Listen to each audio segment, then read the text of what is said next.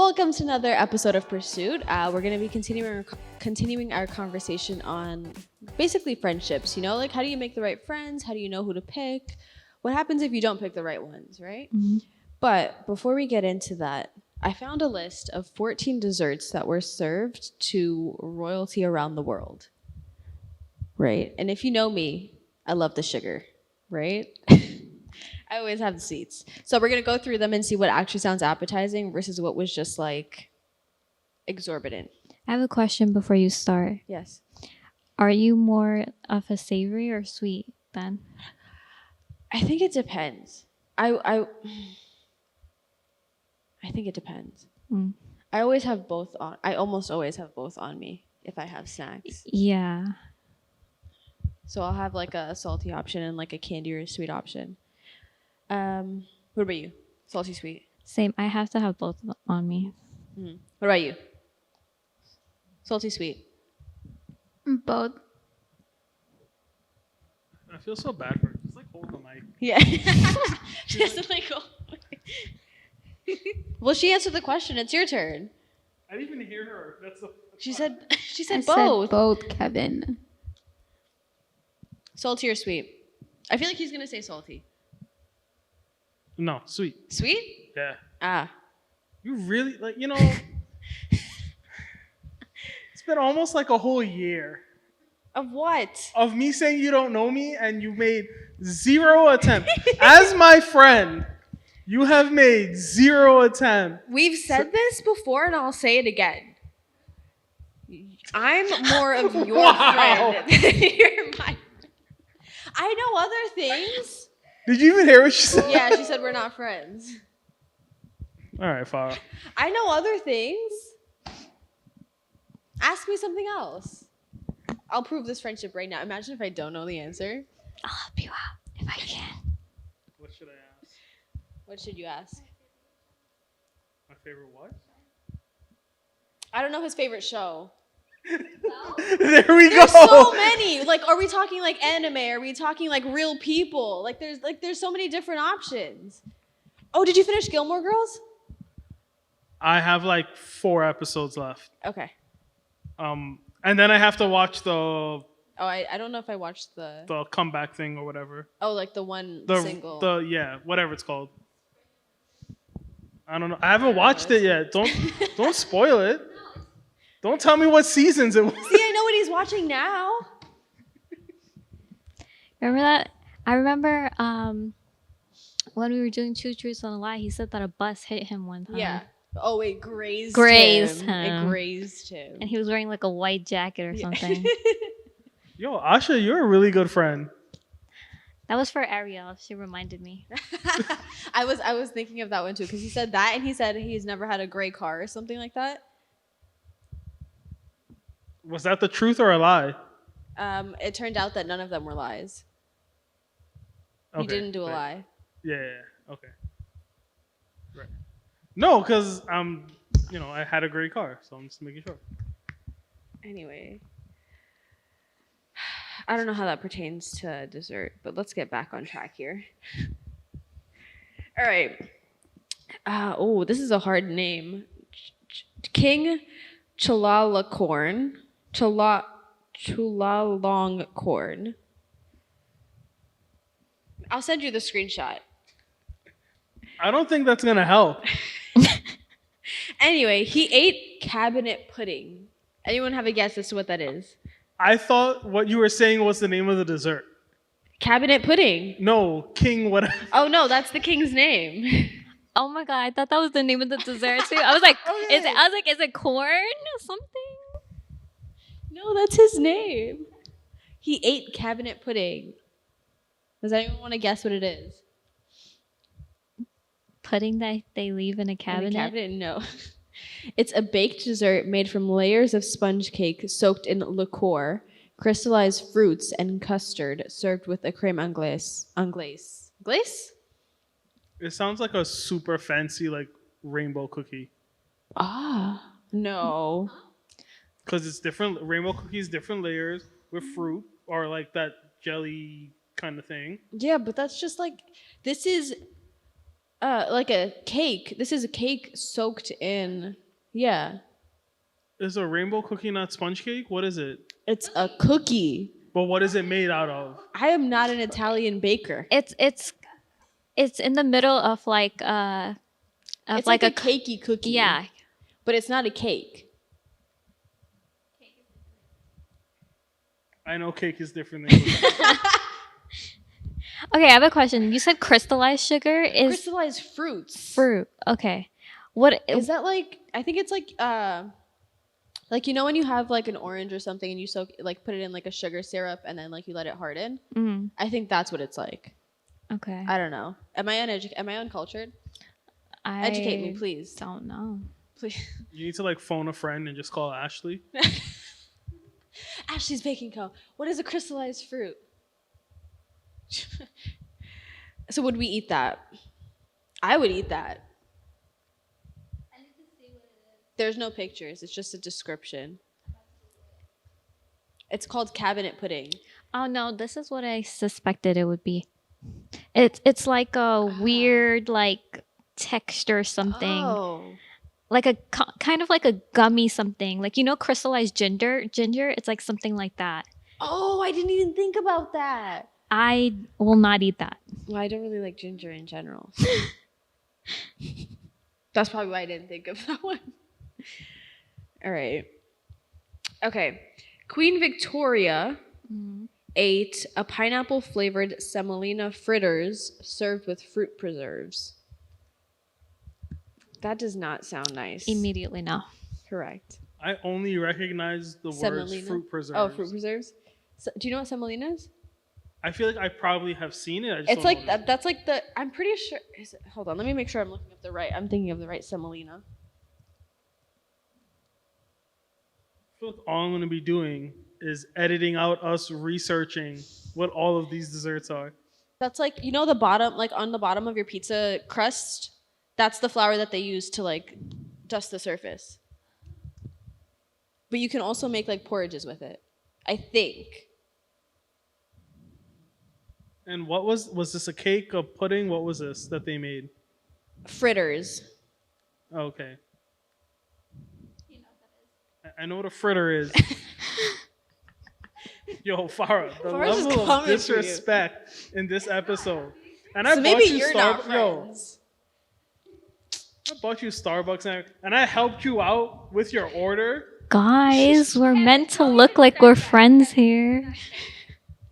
All right, we'll do let's, one more. let's We'll do talk one more. about desserts. Okay, she wanted a pumpkin spice frappuccino. That's what she sent me, and then said she wanted hot.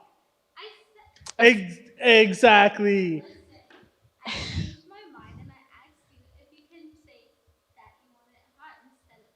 Yeah, but it's a frappuccino. But then the drink, the whole makeup is different. But then it's not a frappuccino. You can't order a hot frappuccino. Do you know what? We're getting too off track. We're not talking about So it looks as desserts though anymore. our episodes on friendship is what destroys this podcast. It doesn't destroy the podcast, all right? It destroys whatever friendship y'all thought you had. Speaking of, so today's episode, we're going to be talking about choosing your friends wisely. All right? So, Asha, Mm-hmm. have you ever picked a bad friend? Yeah. Farah said yes immediately. Have you? Yeah, Yeah. Farah. And No kidding. right. Joking. And so I think the thing with picking a bad friend is you never know that they're a bad friend until like that one instance arises where it's like, wow, they were really not good. Yeah.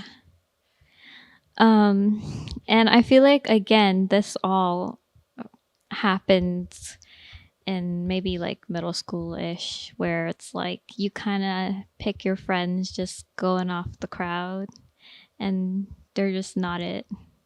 You look back. I think that's the first instances of where that happens. It's definitely like middle school, early high school. Mm-hmm. Because I feel like everyone's still trying to find their personality, figure out what they want, what they're like, how they want to be portrayed.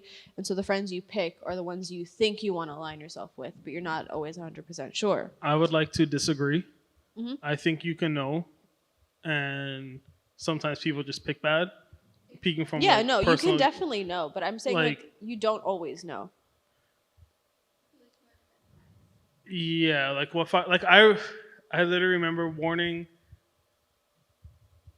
a family member like, "Hey, you shouldn't like be careful around this person." Mhm. Like what you were saying last episode about like friends protecting you. Like, hey, this person is saying this and this about you. Then all of a sudden, I'm in like a friend group with the person, and I got burned, and I'm like, this is my fault, isn't it? Like I knew this was gonna happen, and it still happened. So I think you can sometimes know Yeah. beforehand. Even and this wasn't even middle school, high school. This was like me as an adult, just making bad decisions. Wow. Maybe that's why you're not friends with Farah. Was that a good or a bad decision on your part? Let me not keep roasting her. I think also though, sometimes it's not so obvious that they are bad friends because, like, as you said, like friends protecting you, like maybe they would protect you, like they will speak out and be like, oh, like I know her character, but their actions are wrong. Like the Yeah. things that they're doing are That too. causing them to not be a good friend for you. There's many ways you can come across a bad friend. So there's like the friends that will like outwardly show that they're protecting you, but just make really bad choices within their lives. But then Mhm. there's also the friends that will make it look as though they're a good friend, Mhm. and then behind your back or like in certain situations when you're not around and no one that you can trust is around, and then they'll turn on you or something like that. Did you have something? Yeah, so I was gonna say, I gotta choose my words quite wisely. I have a friend who I know they would say they're being protective, but like if they saw me hanging out with like you guys a lot, even if they don't know you, anything bad they can think of, they'll be like privately like, oh, Asha was doing this, Ariel was doing this, you gotta be careful. Right? Now, if you think that person's protecting you, you'd be like, oh, okay, thanks for letting me know. And then you find out, no, they're just lying. And it's crazy. But I think even so, under the guise of protection, if that person is constantly bad mouthing the people that you're hanging out with, that's also another red flag on them. Mm-hmm. Maybe get better friends. Is it a red flag for the person that's trying to protect you, or is it a red flag for the group of friends that you already have? What was the last part? Is it a red flag for the group of friends you already have? I think if the person that's saying that they're protecting you is constantly has something bad to say about everyone that you interact with that's not them, that's a red flag on them. Like regardless of whatever they're saying, if it is true or not, the fact that they only have bad things to say when they're not around.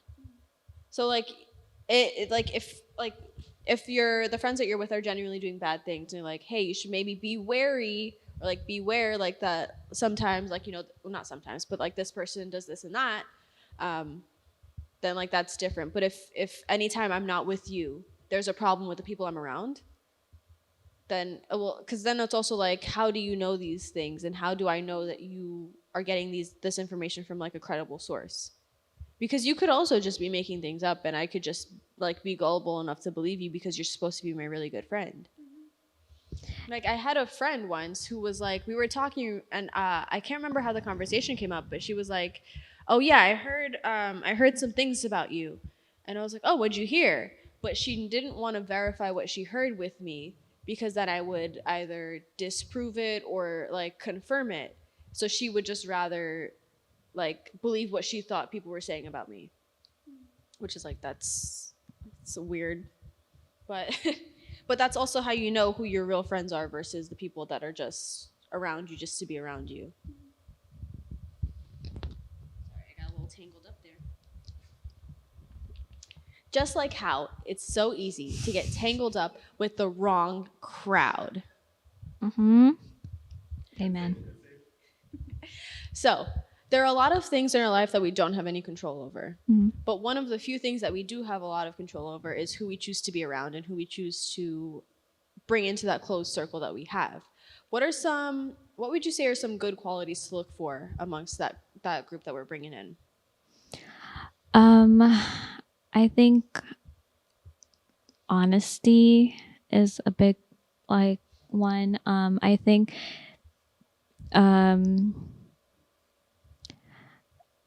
just people who are not like prideful, like they're not too quick to judge. They are supportive of you, and like they match your energy. I think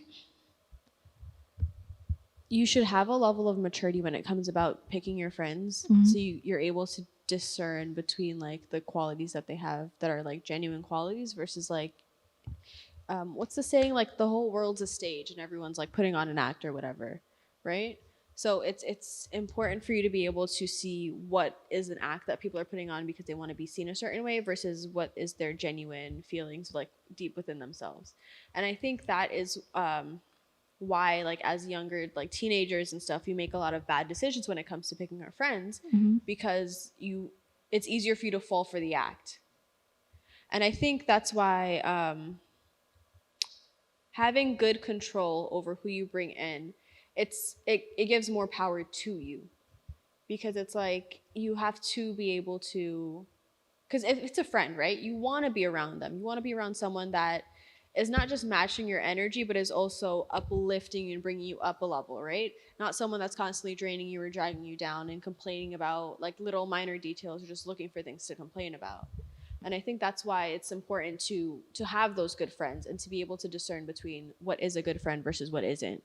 Yeah, I think a really good thing about having friends is like and why it's so important is you should always kind of be around people that you share the same values with, that you guys have goals and you know where you want to go, because I think that like intentionally or not, you kind of like, the saying like, oh, tell me your friends. No, show me your Show friends. me your friends and I'll show you who you are. Yeah, exactly. Like, basically. I think it can be easy to kind of like, your friends can either bring you up or they can drag you down. So it's important to have friends that know where they're going, and that can help you also find your purpose. And that was like in one of the verses that I was kind of basing like this episode off of is in Proverbs 13 verse 20, and it's like, walk with the wise and become wise, or associate with fools and get in trouble. Right? So it's I feel like it's something like your mom will tell you a lot of times, right? Like if you hang out with certain crowds, you're going to become like the certain crowds. You can't want to be part of them and be like, oh no, I'm going to be different, I'm going to be the one that's the good one. Because a lot of times you're going to end up falling into like doing what they're doing because you want to fit in with the group. And that's why it's like, oof, it's a slippery slope. I'd rather not walk it because I'd be falling a lot. So we talked about what characteristics kind of make a good friend, but why do you think? Actually, let me do a different question. Is it easier for you to befriend a Christian, like a believer that has a strong faith, or a non-believer? And I'm not just talking like a deep, like best friend relationship, but like friends in general. I think it's easier to be friends with a Christian person, just because I know I've said this a lot on other podcasts, but like we go through things that non-believers don't understand. Yep. And if I were to talk to them about like like I really appreciate my friends that like if I tell them something and they'll be like let me point you to a Bible verse or let me pray for you or something. Like I really like appreciate that, whereas like I have been friends with like non-Christians, and I mean I still am, and I think that they're great, but it's like sometimes when I'm talking to them I don't feel like they relate to me in certain levels. Yeah. So, I think because a lot of times people are like, well, Jesus was friends with the sinners, he was friends with the tax collectors and all these things. So it's like, yeah, you should be friends with non believers. Like, you should be spreading the gospel. Like, how else are you going to spread it and go out into the world and tell the world about God if you're not, like, talking to people? But I do agree that, like, when you're trying to build like a substantial, deep friendship, it is better to, like, it is easier to do it with someone that has the same beliefs and morals that you have. Because if I have a problem, who, like, yeah, you'll help me figure out how to solve it, but you're not going to have any basis for doing so. So, like, the way that I would go about a problem would be different than you would do it. So Yep. I think it's something important we talk about with Jesus and non-believers, because, and I think Ariel, you had said this, um, when you're friends with non-believers, or however you want to put it, it's easy when you want to fit in to now mimic them, right? Because you want to fit in, which makes sense. And I think an important thing that we don't talk about when we talk about Jesus hung out with sinners is that Jesus was not trying to fit in with them, Yeah.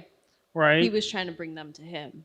I mean, yes, ultimately, but I think the bigger thing is he was just trying to show them love, Yeah. right? Because a lot of the people that he ends up, I think, I how do I say it? It's like the sinners that he would hang out with were people that everyone else would kind of treat them as outcasts, Yeah. right? So it wasn't even that they were a sinner, but they were like popular and thing. It's no, these are people on like the outskirts of their culture. And he's like, no, I'm going to go have dinner with you. I'm going to go to your house. I'm going to break bread with you. And I think that's the difference sometimes with the way we talk about what Jesus did and what he actually did. Because I was watching a video and a pastor was talking about the same thing. And he was like, people will justify going to like a bar or something like that and be like, oh, well, I went where the sinners were. And he's like, yeah, but you took 10 shots with them. Yeah. You partook. Right. And I think that's the problem where a lot of us get messed up when it comes to how we interact with someone that's a non-believer, right? Like I've lucked up where the like family members and stuff that aren't believers that I'm close with, they know where I stand on stuff. So they'll make a joke like, oh, do you want to go do this or that? But they know I'm going to say no. Yeah. Right? They know, okay, this is the line. I'm not going to cross it. So I think when we talk about Jesus and non-believers, or us and non-believers, we have to be really mindful of who we are as believers before we can really develop a deep relationship with them. Because if we do that without knowing who we are, we're going to mess ourselves up. Yeah.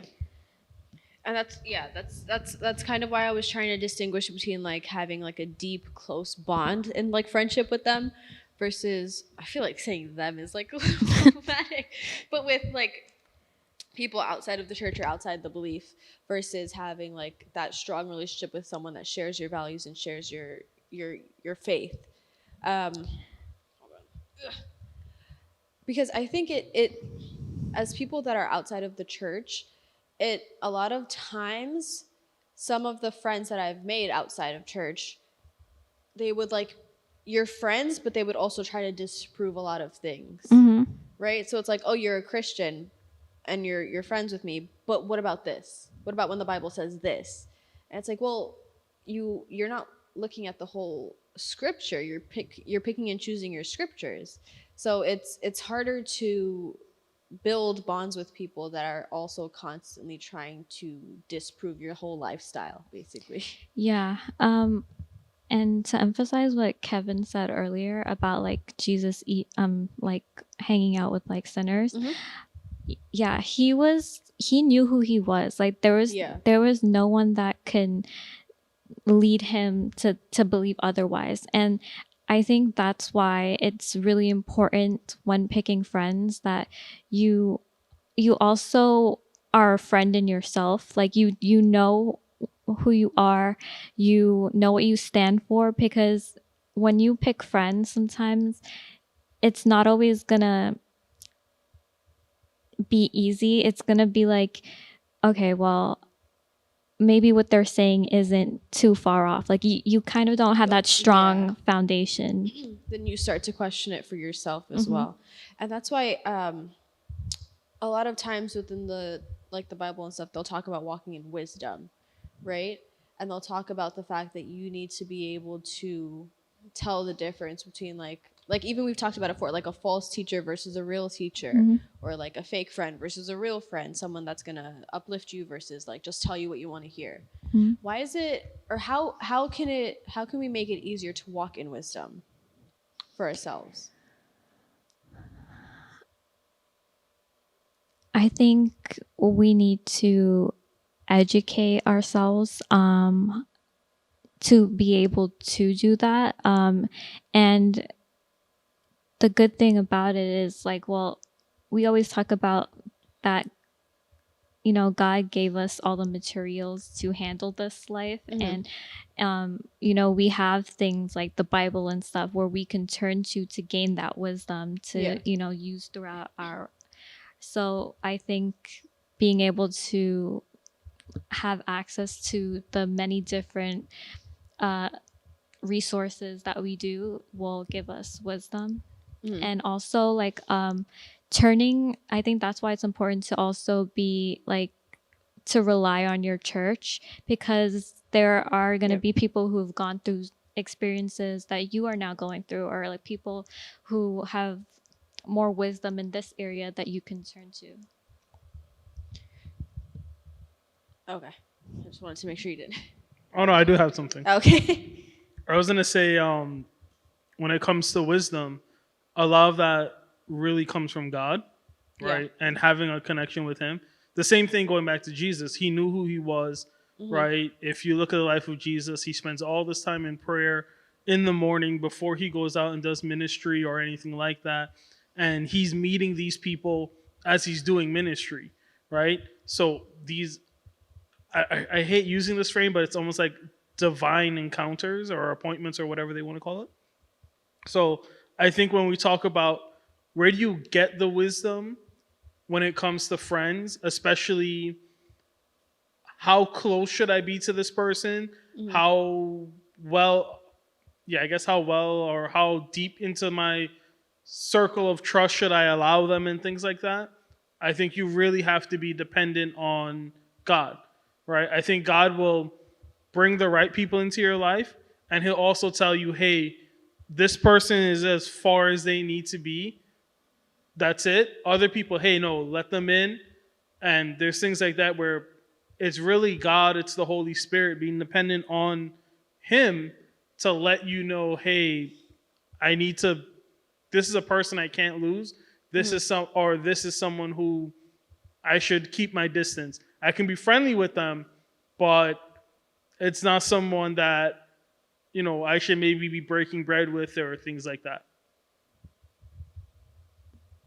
Yeah, and I'm then I done. think walking in wisdom kind of all goes back to the fact that you need to be strong in your faith and strong in what you believe and your relationship with God itself. Because once, if you're on shaky ground already, right?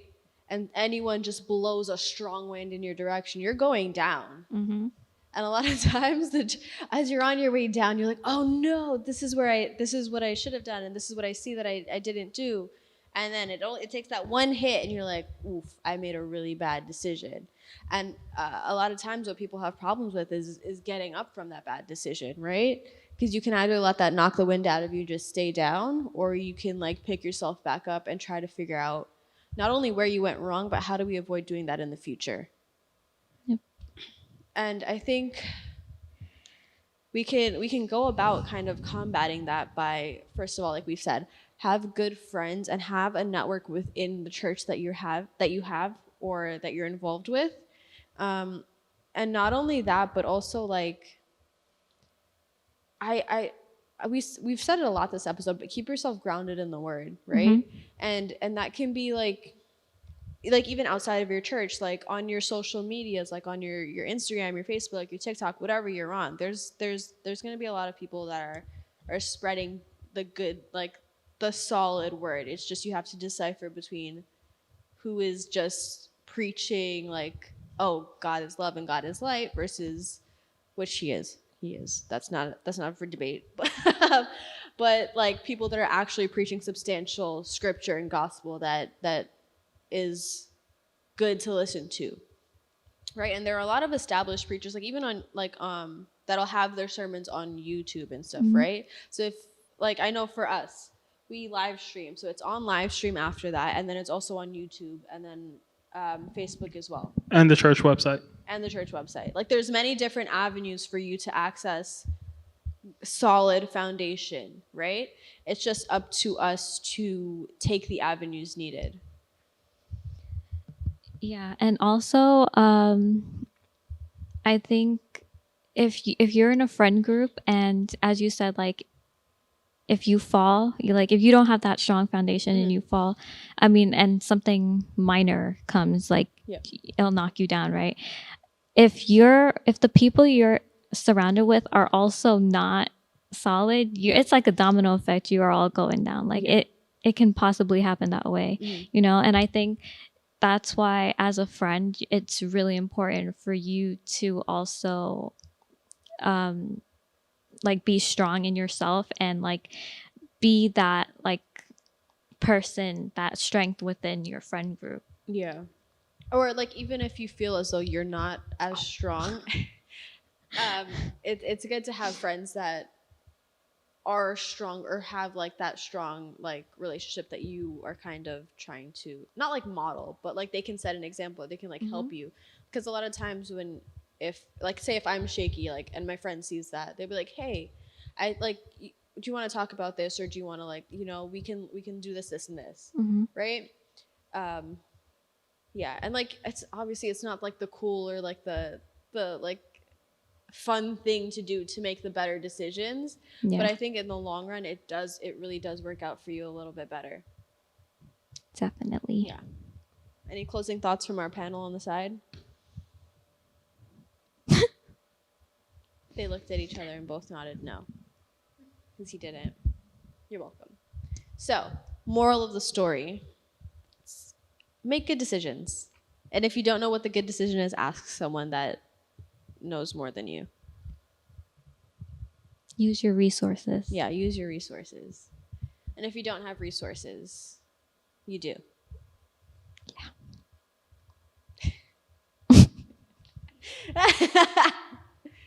If you don't have resources, you can hit us up on our website. We have many there for you.